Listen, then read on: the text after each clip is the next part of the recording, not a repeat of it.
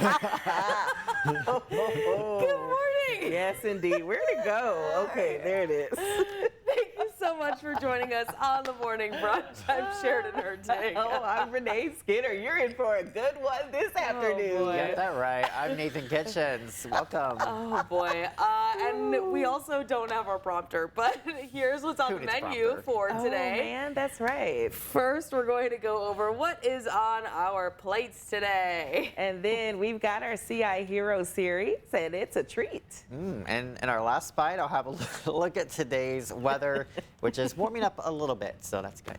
All right. Well, what we failed to mention is that it is also Tuesday, which means it is Try It Tuesday. Yeah. That's right. Now, we already told both of these two in advance that these are Oreos. Uh-huh. However, this is actually an Oreo from an international store. Oh, Oh boy. I'm so- never gonna guess it then. If you want to go ahead and take the one on top. okay. Well, I'm You not can looking. look at it. I don't Okay. care. We can and notice. Trying figure to out. get it. Let me open it up a little more. Yeah. And you can try and figure out the flavor. Okay, here we go. Because Oh, that smells different. when I first tried Wow. it, it did not Coffee taste smell, like I the think, flavor. doesn't it? Not even close. Not coffee. Not even close. Is Okay. it ginger? Is some type of ginger Just- in there? Nope. It is like something really normal. It's not like, despite it being international, I promise you this is like the most basic. Oh, this tastes really good. Like Makes vanilla. sense that you would like it. Okay. No. You'll find out why if you guys keep figuring it out. This. Wow. I mean, it just tastes like. Oh, Look at does it that. have like some kind of? Cream. Tastes like butter. Got a little butter going. Yeah, I do not think this tastes at all like what it's supposed to taste like. Man, so we really can't guess it, huh? I am. Could you give us a no. hint? Is it a fruit? Is it No. a veggie? I mean, the icing just tastes like a regular Oreo. Like vanilla? This is a dessert that Nathan really loves. What is it? brownies? Wait, Cinnamon rolls. Okay. Cinnamon roll. Gotcha. Interesting. Yeah. I like Okay. it though. I dig this. I like it. Me too. Yeah. Listen, at the end of the day, an Oreo's an Oreo. Agreed. So, You know what? I was gonna say you only brought us one. I know. You Only know, one. that's how you Because know. She knew it was there gonna be good. was this pack, and then there was another one, and there's only 4 in each. And the other one I actually brought to my best friend and her boyfriend and my husband. They all had one. Mm-hmm. What? There's nothing to look Package. at. Look at that. It's But beautiful. yeah, so it was eaten up fairly quickly. That is really good. Yeah. That might be my favorite Oreo I've ever had, actually. Really? I know. It's really good. Honestly, I shouldn't be surprised. It's cinnamon roll flavored. Yeah. It really hits the mark for me. Okay. I'm So, yeah, scale 1 to 10. I mean, I'm gonna go 9.5. I probably should go 10, but I'm going 10. I like Really? it. I Really? really like it. I'm gonna go 8.5. I really like it. It's a fantastic Oreo. Like I Okay. said, Oreos are Oreos. Yeah. But I don't feel like it tastes like a cinnamon roll. Oh, I see. You know? Yeah, Yeah. there's no cinnamon in it. I don't even taste cinnamon. the cinnamon is lacking. Yeah. But So, Yeah. really good. I don't know. Here's the thing. I'm never not gonna be happy though eating an Oreo. agreed. Yes. The guilt will come later. That part. All right, so now instead of what is in our little package, we're gonna go ahead and move to what is on our plate for the day. First on my plate, the Peoria Fire Department is thanking a Good Samaritan who helped save a driver after a crash yesterday morning. Fire crews responded to a crash with entrapment just after 5:30 in the morning. When they got there, crews saw a vehicle that struck a tree with its engine on fire. Before they arrived, someone who saw the crash safely removed the unresponsive driver from the vehicle. Now, the reason this story is on my plate today is because I feel like a majority of the time, people aren't going to help because of course, the, what is it called? The Samaritan, it's like a theory. Oh, do you guys know what I'm talking about? No. How does it There's explain a it? theory essentially that, for example, if there's a fire, everybody's like, call 911, call 911, but nobody actually does it because they assume other people are calling 911. wow. That's yeah. Yeah. Okay. So if there ever is an incident like that, somebody has to be like, you call 911, you do this. Like, you have to point people out to make sure the job actually gets done instead of just assuming it. So the reason that I wanted this to be on my plate today is because good on this person for being able to actually just jump into action instead of assuming that it's going to be done. They did what they had to do and they saved this person. I don't know if I could say the same because I think I'd be scared in that moment. I wouldn't know how to respond. And often we have that fight or flight response, and more of the times we end up taking that flight response. We end up leaving the scene, assuming that somebody else is going to take care of it, or because we all have that thought in the back of our mind, police or fire, EMT is on the way, they're going to be able to take care of that person and make sure they're okay. And I think many times we don't want to put ourselves in harm's way, and so, especially if it's a person that we don't know. So this story is just pretty astonishing to me that somebody went out of their way to do to really save somebody's life, because I don't know if I could say the same. As much as I like to think I'm a fantastic person, when it comes to situations like this, who's to say that you would actually help and you would step in? So my question to you guys was if you think you would have stepped in that situation. It's kind of like the show, What Would You Do, you know? Yeah, I don't really know. I mean, a lot of times, like, I'm in a hurry to get somewhere, and I don't want to take the time. But obviously, if you witnessed it and saw it happen, and yeah, I probably would stop. But if I was just driving by and saw it, I have that assumption all the time that, other people are going to help. It's the bystander effect. Yeah, that's what it's called. That's definitely me all the way. I will see things that happen in emergency. People may not be there yet, but I just kind of go on because I always just assume, there are going to be other people to step up, and that's obviously something very brave to help somebody out like that. And when their car's on fire, I mean, you could put your life in danger. Yeah. And this person was very brave. It just reminds us that there are still good people out there. So Absolutely. In my late 20s, I got into a bad car accident. I had a silver Volkswagen Beetle. Her name was Natasha. Natasha. Okay, Well, and so I had a yellow light. I was going down the street, and this other car just rammed right into me. And I just remember being trapped inside this car, and this gentleman got out of his car, and he was mouthing, "Are you okay?" And I just shook my head no. I was trapped inside the car. I had contusions on my chest, bruising. Oh, wow. It was really bad. And if they told me if I hadn't have had my seatbelt on, I probably wouldn't have made it. Oh my so, gosh. and I don't know why I'm just now telling you this. Yeah, this is like this this is really big big, moment in my yeah. life. But if that gentleman hadn't come out, I don't know what would have happened. And luckily, I was able to call the guy I was dating at the time. And I was like, I'm in an accident. I was just in shock. And a lot of times, I think people who witness, violent car accidents, they are just shocked. If you witness something or someone getting hurt, it's just shocking. So I think a lot of people will, either be the bystander where it's like, someone else will help. And a lot of people are just frozen, So, but luckily when I had that accident, no one was frozen. And, I got to the emergency room. But Wow. I just know, ooh, that story is a good story. it is. Yeah. And then you have the people who would rather just get video instead of actually helping a person, which always kind of Right. grinds my gears. Yeah, that we've seen that Right. plenty. I was going to Chicago. This must have been over the summer last year, and my mom and I were driving down the highway, and we see this car that had just gotten into an accident, maybe like 15 seconds before we were driving past, and it was pretty bad traffic. And so there were two cars, and one of them clearly had to be speeding. And I start calling 911. My mom's like, "What are you doing?" I'm like, "I have to call 911 because I don't know who's driving here that's actually calling, and I don't know if those drivers are able to call at the moment. They could be in harm's way and not able to, get their phone or whatever it may be." And she was like, "Oh, okay. I didn't realize, other people don't call," because her first thought was other people are going to make sure that they're okay or call and whatnot. And I said, "No, that's the bystander effect, literally right in front of my face."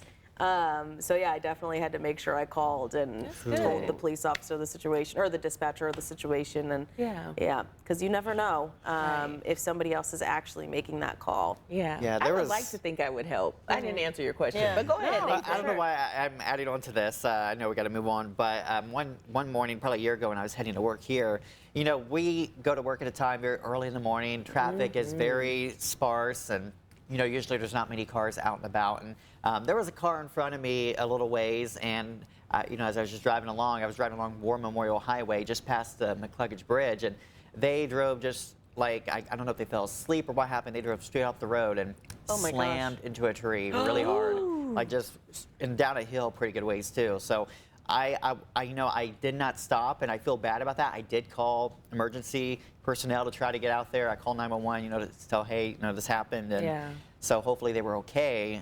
But very scary when you witness that, especially when you're at a time of day like in the middle of the night when there aren't many people passing by. So chances are you could be off the road somewhere and nobody knows about it. And if you're not able to contact, you know, 911, then you know, Right, something could happen to you too. absolutely. Yeah. Ooh, we got some good topics we've been talking about. Yeah. All right. My story's not in the script, but I do remember what it is. We had a story on our morning show. It was one of our top stories at the 5 o'clock hour, and it was about the Twin Towers in Peoria, I believe. And correct me if I'm wrong while I'm ad-libbing this.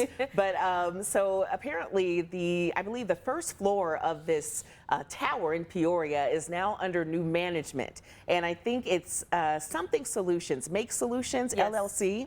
And they've taken over management of the first floor of this building. And so the tenants of this building have gotten letters saying that their rent is going to skyrocket under this new ownership. And so we spoke to one gentleman who is the owner of the Shave Shop, I believe.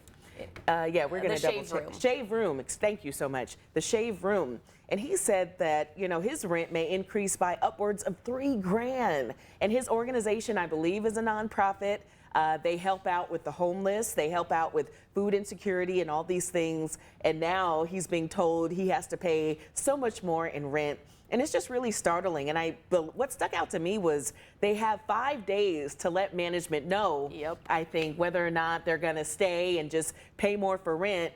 And if not, they have to, you know, find other means or another place to hold their establishment. And I just thought that is just so outrageous. I don't know if this is a reflection of the economy. I don't know the health of the real estate area in this part of Peoria, but I just know that if you're a business owner or if you're trying to make an impact or you're trying to make strides and you're told, oh, your rent is going to go up $3 grand, like that is outrageous. And I don't know, how are these tenants, I don't know how they're going to make it. And I think if this does go forward, you know, some businesses may be forced out, and that is not good for our 100%. economy. We always celebrate whenever there's an opening business. You'll see it right here on WMBD. We always celebrate when there's a new business coming into town, but you know, we don't want to see those businesses leave. No. So that's what's on my plate. I'm sorry. That's just so outrageous. And you just hope that maybe, you know, the company that owns this area now will work with the tenants so that their rent is not exorbitant.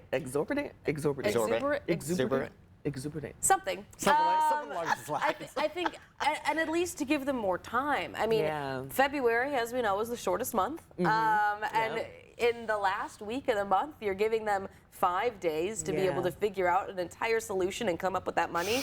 I mean, my best friend, for example, is a small business owner, and she, despite rent not raising where she has her business, she's struggling horribly because right now nobody's purchasing anything. Nobody. I mean, obviously a barbershop is one thing, getting your haircut is another. That's a need. But once you're selling something, right now is a horrible time to have a business, and to have that rent skyrocket like that, I can't even imagine how terrifying that must be, not knowing where your next paycheck is going to come from, or even if it's going to come at all. So I feel for these people for sure because it's multiple businesses. So and maybe the Shave Room, I don't know why I said it was a nonprofit. I think they help out the community as far as homelessness Maybe and just food in insecurity. general. Yeah, but it is a barber shop. Duh, the Shave Room, right? but yeah. Okay. Yeah, we had some good stories We really did. in Absolutely. this segment. And Nathan has his. We will get to it Yes. after the break, so do not go anywhere. You're going to want to see his as well.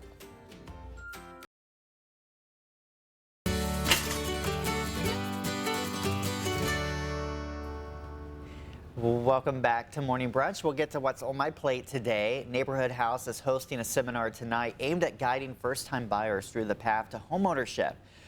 Through its Reclaim Peoria project, Neighborhood House is partnering with Peoria Opportunities Foundation to purchase salvageable homes, renovate them, and sell them to first-time buyers.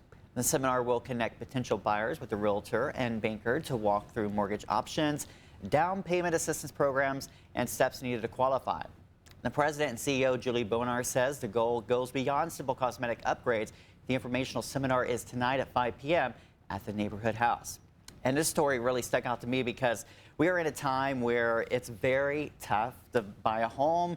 The home prices are, I was reading just the other day, I think they are double for like a median priced house. It's like double what it was just 5 years ago. So those prices have skyrocketed.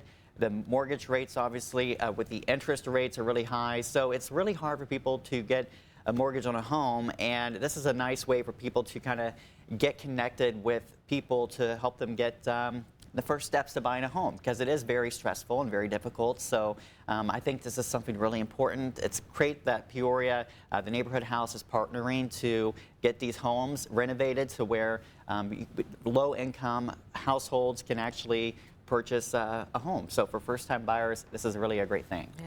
Yeah, I think a lot of people in our age group find that we are most likely going to have to rent for a long time, Yeah. It's possibly the rest of our lives, because owning a home is just something that's out of the picture. So seeing organizations like this working together to ensure that not only are these homes being renovated and being given a new life, but also that people who may not have had the opportunity to purchase a home before now do have that opportunity in front of them is fantastic. I mean, when have you guys ever thought about owning a home? Because never for me. I mean, I would love to, but it's just, I don't know when it could ever happen. Yeah. It just, the home prices, if some miracle happens and the interest rates go down and home prices get really low, but I just don't think it's ever going to happen. So. Yeah. I would say I really do like the idea of having programs like this because, again, it just seems like the American dream is just out of reach. And my grandmother, she passed away a couple of years ago, and her home was owned, and that home went to my dad, and my dad decided to sell the home. And I was just begging him, like, please don't sell the house. I mean, there's already a wealth gap, according to the CDC, regarding African Americans and the rest of ethnicities in this society. So, you know, generating generational wealth starts with owning a home. Absolutely. But he was like, I've got another plan on how to get generational wealth. So I can only hope that that man knows what he's doing. But it's just, you know, it's just astonishing how I thought, man, by the time I'm 30-something, I'll have all this figured out. Oh, yeah. And then look at me now. It's so crazy. And I think a lot of like the older generation, it's hard for them to understand how hard it is for Absolutely. our generation now. Like my Yeah. grandmother, she's 93. They bought their first house in 1952, 51, somewhere in the early 50s. My mom wasn't even born a then. house on a house on 13 acres of land, and they bought it for Wow. $5,000. $5,000. $5,000? Yeah. That's like, And- oh, something's wrong with your car? 5,000, please. Yeah. So, Yeah. I mean, can you even imagine now what Wow. the same thing would be here in 2026? Yeah, try 500,000 with all that land. Yeah. Wow. And one more thing to consider on this topic, like, if there are more homeowners, that stimulates the economy. I don't know a lot about, you know, the financial world and financial jargon or whatnot, but I do know that the more homeowners we have, that economy will stimulate and percolate. So Yeah. I just think that it would be a good thing that more Gen Zers, more millennials have the option of buying a home. So Yeah, I just hope- my 2 cents. I was going to say, I hope in the future we can actually see something like that come to fruition with Yeah. I mean, obviously, with all the materials that go into making a home and everything, we're seeing those prices increase as well. But hopefully, we could see something give in the future so we can create more home ownership. Absolutely. So, anyways. All right, I'll read this. It's not just a typical week or two off work. A work sabbatical trend is growing. More people are asking for extended leaves from work, as much as a year in some cases. The time is used to reset and explore personal projects or even the world. Some who are between jobs decide to take more time than usual to get into a new one. A University of Washington Business School professor interviewed a few dozen people about it. More than half of those interviewed were able to self-fund their hiatus. Wow. Researchers say What job did they have before? Yeah, can be used by employers and as an incentive to recruit and retain talented workers. I'm not going to read the rest. We get it. But yeah, I don't know. I don't think we have the luxury of doing that. Unfortunately. So- Yeah, it's not possible. I can't even get a day off hardly, let alone getting weeks off. That would never happen unless I was weather between doesn't jobs. stop, It Betty. doesn't. It's always moving. It's always Yeah. happening. Even like a week vacation is like you're breaking your back. Yeah. For Yeah. not that we can't get the time off, but being able to travel somewhere and do something is difficult. In other countries, they've got it made. They got paid time off a month.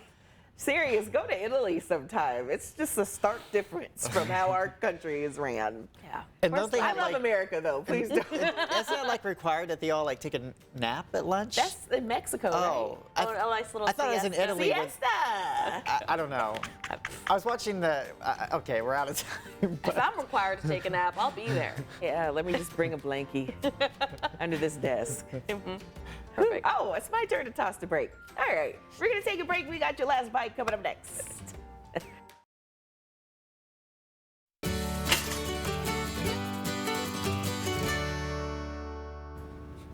Welcome back. As we come to a close, here's your last bites, and we'll start with the joke of the day. Why do hockey rinks have curved corners?